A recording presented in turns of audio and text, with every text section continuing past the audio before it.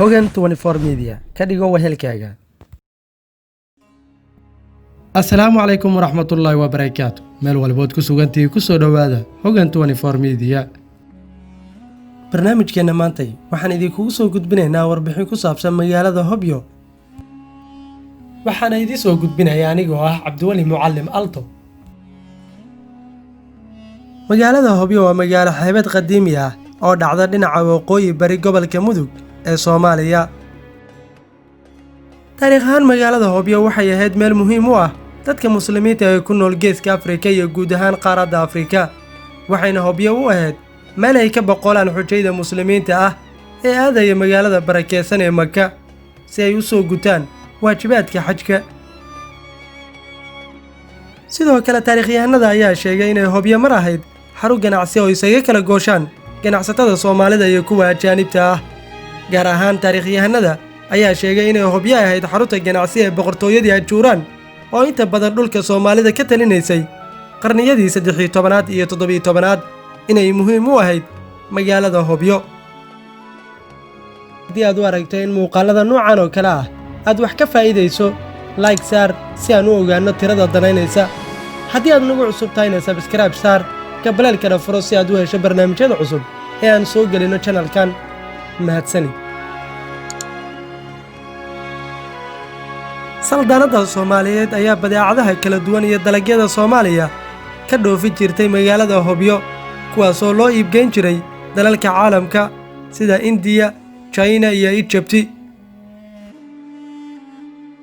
waxayna dawladda China ka soo iibsatay gari boqortooyada Ajuuraan ee dalka Soomaaliya qarnigii 16aad oo doontiisii ay ka degtay xeebta Hobyo.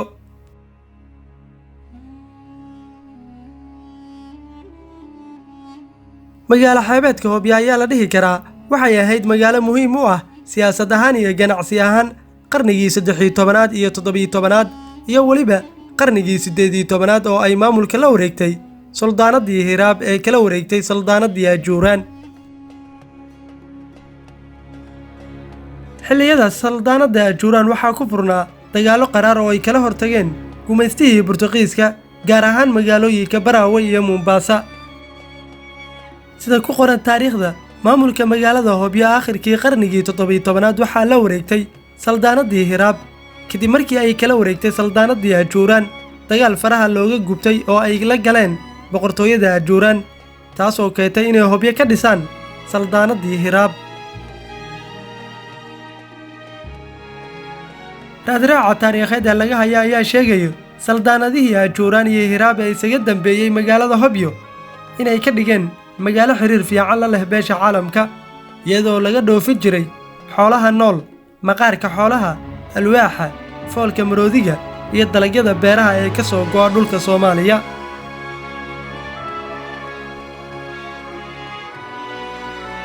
taariikhdaas fog iyo xadaaradahaas ayaa soo maray magaalada Hobyo, sidaas daraaddeed Hobyo waa magaalo istiraatiiji ah kuna fadhido qiimo weyn.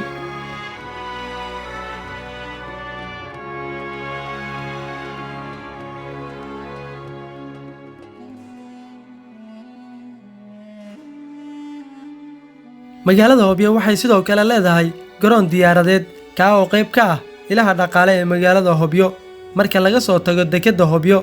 inkastoo burburkii dalka saameyn xooggan ku yeeshay labaduba, balse haatan waxa uu u baahan yahay dayactir ballaaran si uu ula mid noqdo garoomada kale ee caalamka.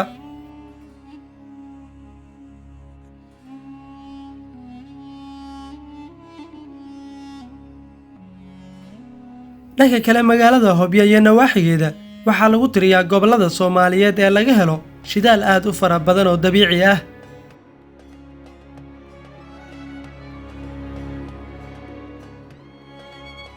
shidaalka oo la ogyahay inuu qiimo sare ka joogo suuqyada caalamka, dalal badanna ay dhaqaale ahaan ku horumareen, ayaa waxaa sidoo kale la ogsoon yahay inuu colaadii dhibaato hor leh u horseeday dalal ay ka mid yihiin labada Suudaan, Nigeria, Ciraaq, oo tusaale ahaan loo soo qaato dalalka ay dhibaatada ugu badani ka soo gaartay dhibaatooyinka laga dhaxlo khayraadka dabiiciga oo aan si wanaagsan loo qaybsanin.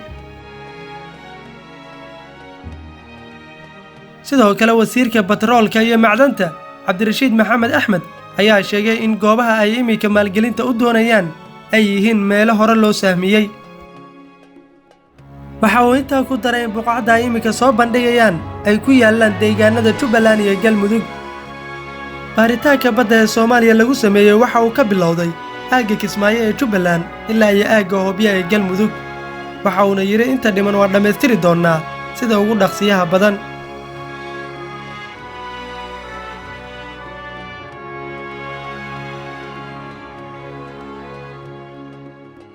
haddaba Hobyo iyo gobollada mudug khayraadka ku jira waxay kaafi karaan gobolka mudug iyo guud ahaan dalkeena Soomaaliya, waxayna u baahan tahay magaalada Hobyo inay dadkeeda Soomaaliyeed maalgashadaan kuna soo celiyaan kaalintii ay ku lahayd dhulweynaha Soomaaliyeed.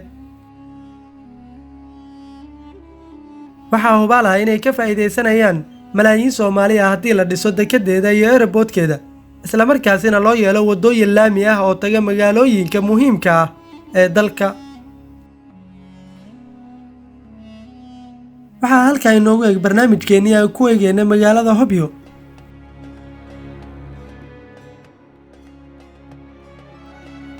haddaba haddii aad ka heshay muuqaalkan la sii wadaag asxaabtaada adigoo sheer garanaya muuqaalkan, hana hilmaamin inaad sabskaraib saartid gambaleelkana furatid si aad u heshid barnaamijyada cusub aan soo gelinno.